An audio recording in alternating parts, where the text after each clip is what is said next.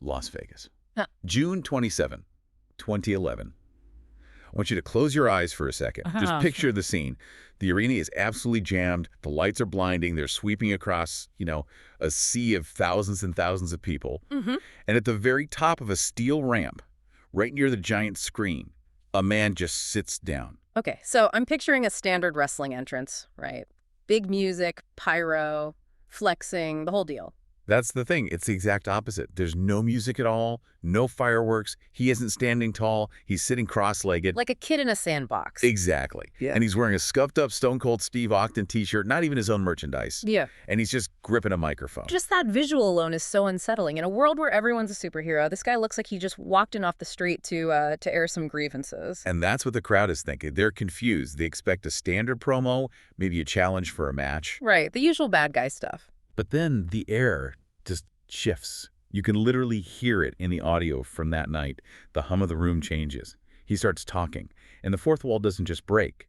It completely shatters. This is the moment, right? The moment CM Punk just throws the script away. He looks right down the barrel of the camera, totally ignoring the thousands of people in the building, and he starts talking to the people who run the company. And he didn't just criticize them. From what I know, he went nuclear. He looked into that lens, and he just dismantled the entire corporate hierarchy.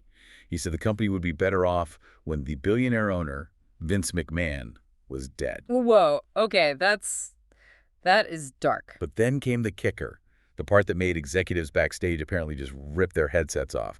He says even when Vince is gone, it won't matter because the company will just be taken over by his idiotic daughter and his doofus son-in-law. Oof. Idiotic and doofus, those aren't wrestling words. Those are like Thanksgiving dinner argument words. They're personal. Exactly. This wasn't just a promo. It was a career suicide note that accidentally sparked a revolution. It got storylines changed, matches canceled, and it kicked off a decade-long Cold War between one superstar and a billion-dollar dynasty. And today, we are unpacking the blast radius of that one single moment. Welcome to StarScope Report. I'm Jordan. And I'm Jamie. Today, we are breaking down the infamous pipe bomb. We're not just looking at it as a piece of wrestling TV, but as a massive corporate disruption event. Yeah. We're going to uncover how one ad-libbed insult blew up a pay-per-view main event, led to a 10-year banishment, and how, of all things, a Thanksgiving Zoom call finally fixed it all. I love a story where massive egos clash with massive bank accounts. Let's do it. Okay, so let's set the stage. It's June 2011. CM Punk is a big star, but he's frustrated. His contract is genuinely about to expire, and he's planning on leaving. For real leaving, not just storyline leaving. For real. So Vince McMahon, ever the showman, he wants a heated segment to pop the TV ratings before Punk is gone. What's a little controversy? Which makes sense from his perspective, Vince is famous for blurring those lines. He's probably thinking, if you're leaving anyway, let's make some money off your anger. That's the business model. Monetize the conflict. But here's the fascinating part, the bit that really shows the dysfunction. Punk actually submitted a mock draft of his speech to Vince beforehand. He handed in a fake script. He handed in an outline. And Vince, looking for what they call cheap heat, an easy negative reaction, he actually encouraged Punk to make fun of his daughter, Stephanie. Wait, hold on. Vince told him to make fun of Stephanie, his own daughter. He did. He thought it would be harmless. A little jab at the boss's daughter to get the crowd booing. He thought it'd be fun. I feel like Vince really underestimated how sharp Punk's tongue is. There's making fun, like a playground tease, and then there's what Punk actually did. A massive underestimate. Punk operated on the whole, it's easier to ask for forgiveness than permission philosophy. He took that green light and just drove a truck straight through it. He didn't just tease her. He attacked the succession plan of a publicly traded company. That's the difference. Yes. Calling the chief brand officer idiotic and the future CEO a doofus on live global television, that sticks to the person, not the character. That can affect how people see the stock. And it stuck hard. While the fans in the arena and at home went crazy for it. They're the ones who called it the pipe bomb. The reaction backstage was, let's say, defensive. Panic mode. Total panic mode. See, Stephanie McMahon wasn't just an on-screen villain. She was in charge of softening WWE's corporate image for advertisers, for toy companies, for networks. Right, she was the face of their charity work and all that. Being called idiotic globally wasn't just an insult. It was seen as a humiliation that hurt the brand's prestige. It breaks the social contract of show business, right? Yeah. If I hand you a live mic, I'm trusting you not to completely torpedo my actual career and credibility. Exactly. And Triple H, who is Stephanie's husband and the Doofus, he reportedly took it very personally. They didn't see this as a performance. They saw it as a betrayal, a violation of the locker room code. So you've got a billionaire boss who thought it would be funny, a rebel employee who took it way too far, and the boss's family who felt personally attacked. Yeah. That is a toxic cocktail. And that toxicity had immediate consequences. You might think a few insults are just part of the show, but these specific words caused a massive domino effect. We're talking real money and real schedules being shifted just because of some bruised egos. We are. Coming up, we'll tell you how one sentence got an entire pay-per-view main event scrapped and a Hall of Famer sent home early. It's the pettiness I'm here for. So, let's move to the retaliation. This is where the business reality just crashes right into the scripted story. The fallout wasn't just angry meetings, it actually changed the on-screen product. The original plan for the September pay-per-view, Night of Champions. It was supposed to be CM Punk versus Kevin Nash. Kevin Nash. Big Daddy, cool. The giant from the 90s. I remember him. So he was brought back to be the old school guy fighting the new indie darling. That was the plan. Old generation versus new. It's a classic wrestling story. But Nash said in interviews later that the script they gave him just had Punk absolutely burying him. Can you define burying for anyone who might not know the term? Sure. In wrestling, burying means making your opponent look weak, foolish, or just irrelevant, to the point where fans stop caring. Punk was scripted to call Nash old, slow, and Nash basically had no comeback lines. So he was just there to take the verbal beating. Pretty much. But then all of a sudden the match was canceled. Okay. Officially, the story was that Nash was pulled because of medical issues. He was on blood thinners. Blood thinner. Okay, that sounds pretty serious. Oh, it is. In a contact sport, if you're on blood thinners and you get cut, you might not stop bleeding. It's a huge liability. So medical issues. The classic exhaustion excuse. It sounds plausible, but I'm sensing a but is coming here. But the timing was just a little too convenient. Reports and insiders from that time suggest the blood thinner thing was a really convenient cover. The real reason wasn't medicine. It was the personal heat from the pipe bomb. This all comes back to the Doofus comment, doesn't it? It really does. Triple H, the Doofus son-in-law, was reportedly furious.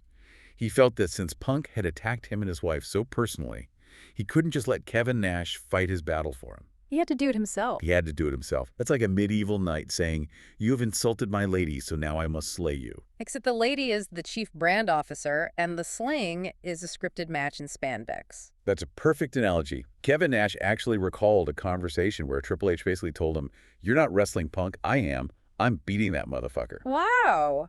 Not just I'm wrestling him, he called his shot, I'm beating him. That doesn't sound like a creative decision. That sounds like an execution. And that's exactly what it was. Yeah. At Night of Champions, the main event was chaos. Overbooked. You had interference from like 3 different guys. But the climax. Triple H hits not 1, not 2, but 3 of his finishing moves to pin CM Punk. 3. That's just overkill. 1 is supposed to be enough. 3 is sending a message. That's just rubbing it in. And it killed the momentum of what everyone was calling the Summer of Punk.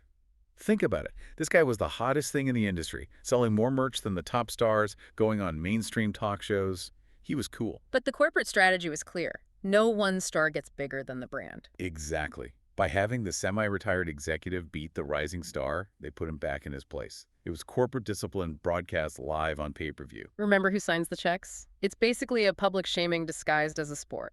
So Punk gets buried, his momentum stalls, and the friction just builds and builds for years. Eventually, in 2014, he quits. But a decade later, the ice finally thawed. Stick around, because we're about to break down the awkward Thanksgiving Zoom call that changed everything. I need to hear about this. And the joke Stephanie McMahon made that proved time really does heal all wounds. But before we get there, if you're enjoying this look behind the curtain, make sure you're subscribed to StarScope Report. Absolutely. We dig into the machinery of pop culture every week, and we've got some wild stories about the music industry coming up that are just as petty as this one. Okay, let's fast forward. It's 2014. After years of friction, all starting with that 2011 pipe bomb, CM Punk just walks out of WWE. And it wasn't a quiet exit, was it? From what I remember, it was ugly. It wasn't a handshake and a good luck. It was extremely ugly. He was officially fired on his wedding day. On his wedding day. That's a special level of spite. That's like cinematic villainy right there. The termination papers were delivered by FedEx on his wedding day. Stephanie McMahon reportedly hated him for quitting. The company line was that he was a quitter, a failure. And from his side, he felt he was squandered, that his health was ignored. Right? There were lawsuits, podcasts with allegations of medical negligence, defamation cases. It was scorched earth.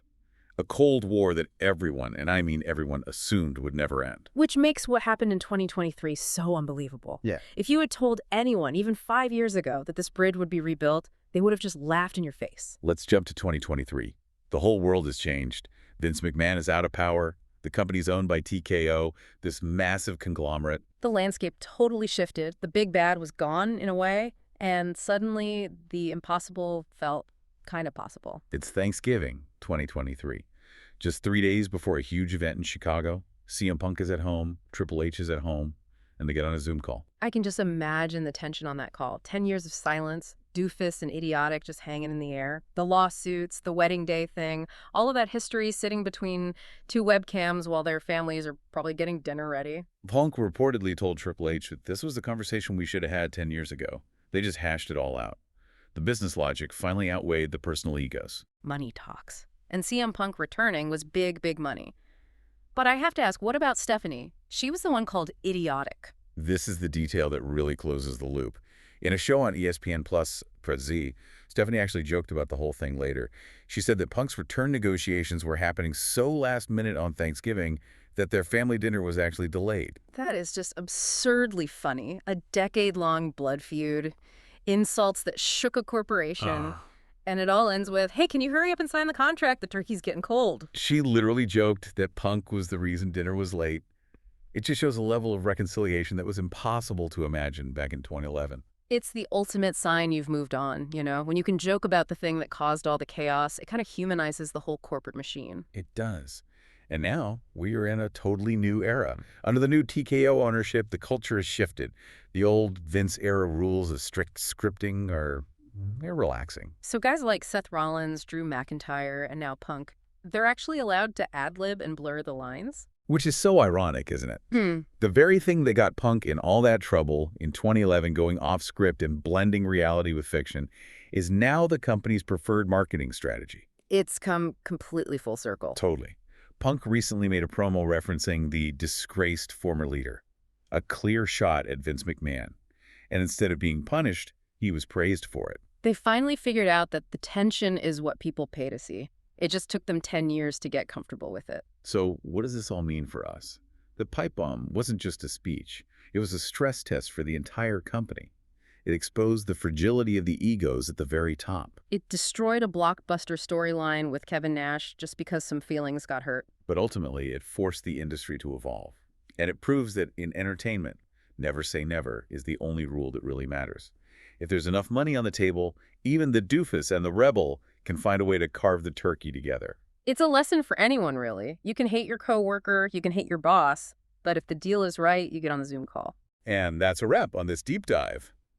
Thanks for exploring the messy side of the squared circle with us. Thanks for listening. And hey, next time you think about insulting your boss on a live microphone, maybe just check if they have a Zoom call open first. Or at least wait until after Thanksgiving dinner. You've been listening to StarScope Report, where Jordan and Jamie uncover the stories shaping Hollywood, music, and pop culture. Thanks for tuning in, and don't forget to subscribe for more stories that keep the stars shining.